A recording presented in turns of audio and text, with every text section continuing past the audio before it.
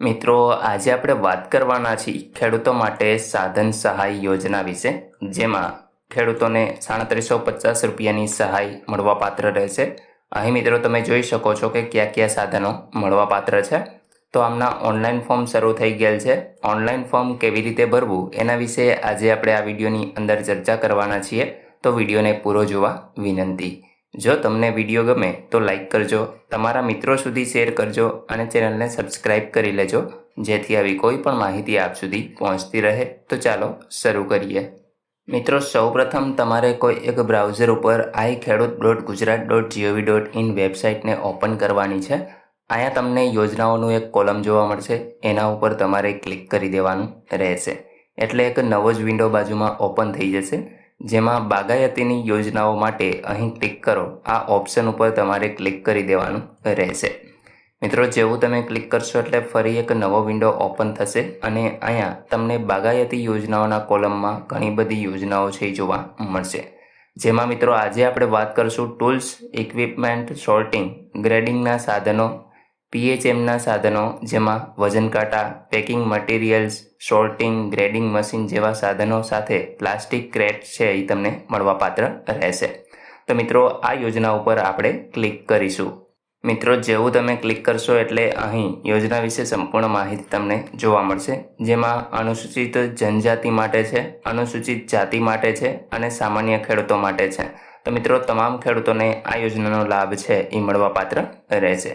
અહીં મિત્રો અનુસૂચિત જાતિના જે ખેડૂતો છે એમને ખર્ચના 75% કે ₹3750 ખેડૂત જૂથો હોય, સહકારી સંસ્થાઓને PHMના સાધનો વસાવવા માટે ખર્ચના 90% એટલે કે 7.50 લાખ સુધીની મર્યાદામાં છે એ સહાય મળવાપાત્ર રહેશે. એ જ રીતે મિત્રો અહીં આપણે અનુસૂચિત જાતિ માટે છે અને જે સામાન્ય ખેડૂતો છે એમને ₹2500 સુધીની સહાય મળવાપાત્ર રહેશે. અહીં મિત્રો PHMના સાધનો વસાવવા માટે તમને ખર્ચના 60% અથવા તો ₹5 લાખ સુધીની મર્યાદામાં સહાય છે એ મળવાપાત્ર રહેશે. મિત્રો, આની વધુ માહિતી મેળવીએ તો આવા સાધનો કૃષિ ખાતા દ્વારા વખત જાહેર કરેલ જે પ્રાઇસ ડિસ્કવરીના હેતુ માટે તૈયાર કરેલ પેનલમાં સમાવિષ્ટ ઉત્પાદકના અધિકૃત વિક્રેતા પાસેથી તમારે એની ખરીદી કરવાની રહેશે. ટાર્પોલિન શીટ માટે કૃષિ ખાતા દ્વારા એમ્પેનલ થયેલ કંપનીઓ તથા તેના ધારાધોરણ મુજબ અમલવારી કરવાની રહેશે. પ્લાસ્ટિક ક્રેટ માટે કૃષિ ખાતા દ્વારા એમ્પેનલ થયેલ કંપનીઓ તેના ધારાધોરણ મુજબ અમલવારી કરવાની રહેશે. અહીં મિત્રો વર્ષ 2024-25 માટે લક્ષ્યાંક છે અનુસૂચિત જનજાતિનો 780, ત્યાર પછી અનુસૂચિત જાતિનો છે 610 અને જે સામાન્ય ખેડૂતો છે 14,300 જણાઓને આ યોજનાનો લાભ મળવાપાત્ર રહેશે.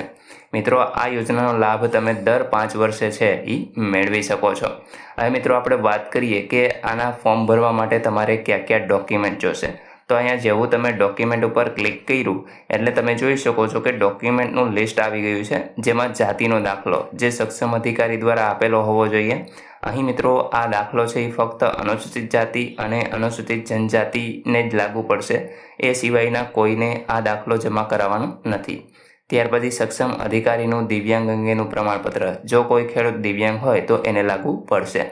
બાકી જમીનના ઉતારા, જેમાં 7/12/8ની નકલ, આધાર કાર્ડની નકલ, બેંક પાસબુક અથવા તો કેન્સલ ચેક અને વન અધિકાર પત્ર ધરાવતા હોય તો તેની નકલ જો લાગુ પડતી હોય તો તમારે આપવાની રહેશે.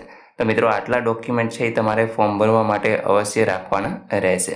હવે મિત્રો ઓનલાઈન અરજી કરવા માટે તમે તારીખ જોઈ શકો છો. 12/3/2024 ને આના ફોર્મ ભરાય છે અને 11/5/2024 સુધી તમે ઓનલાઈન અરજી કરી શકો છો.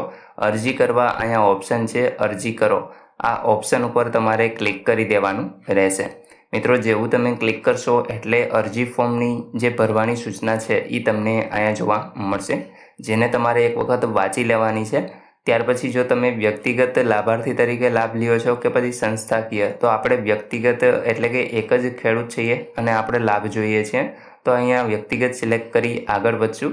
ત્યાર પછી તમે રજિસ્ટર અરજદાર હોય તો હા કરવાનું છે, અન્યથા ના કરી આગળ વધવાનું રહેશે.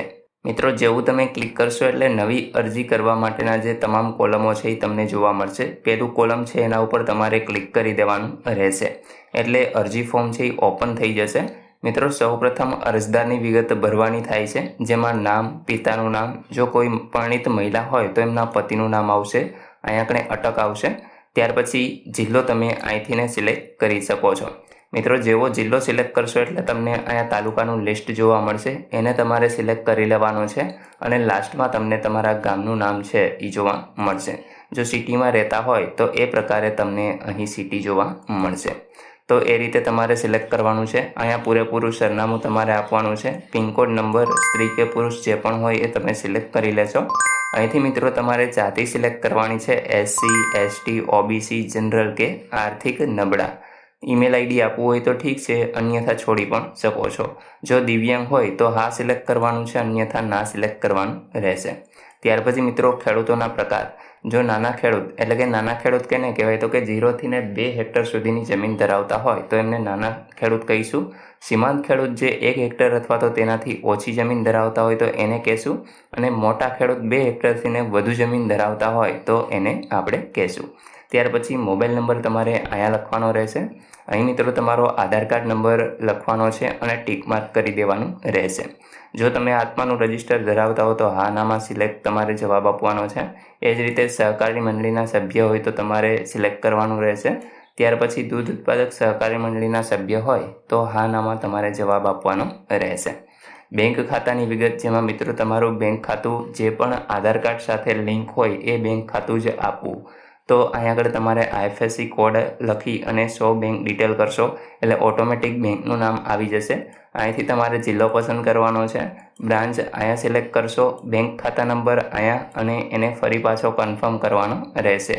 ત્યાર પછી મિત્રો અરજદારનું નામ જે પ્રમાણે બેંકમાં હોય એ પ્રમાણે તમારે અહીંયા લખી દેવાનું છે. ઇંગ્લિશમાં ખાસ જોજો, સ્પેલિંગ મિસ્ટેક ન થાય. અને એ જ રીતે એડ્રેસ તમારે આપવાનું રહેશે. ત્યાર પછી જમીનની વિગત, જેમાં જમીન રેકોર્ડ ધરાવતા હો તો એ અને ટ્રાઇબલ લેન્ડ ધરાવતા હોય તો એ તમારે સિલેક્ટ કરી લેવાનું રહેશે.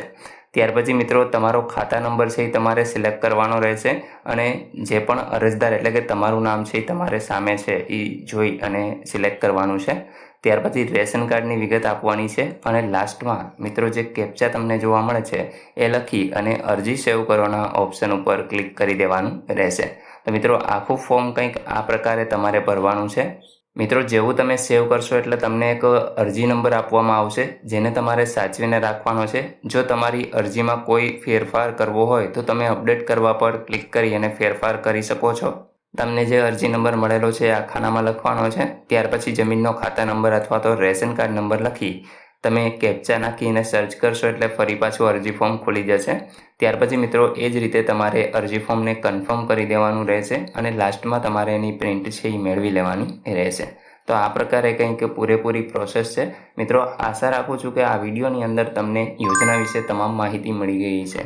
તેમ છતાં પણ કોઈ પ્રશ્ન હોય તો કોમેન્ટ દ્વારા પૂછી શકો છો. વિડીયોને લાઇક કરજો, તમારા મિત્રો સુધી શેર કરજો અને ચેનલને સબસ્ક્રાઈબ કરી લેજો, જેથી આવી કોઈ પણ માહિતી આપ સુધી પહોંચતી રહે. વિડીયો જોવા બદલ આપનો ખૂબ ખૂબ આભાર. મળીએ એક નવા વિડીયો સાથે. ત્યાં સુધી જય હિન્દ.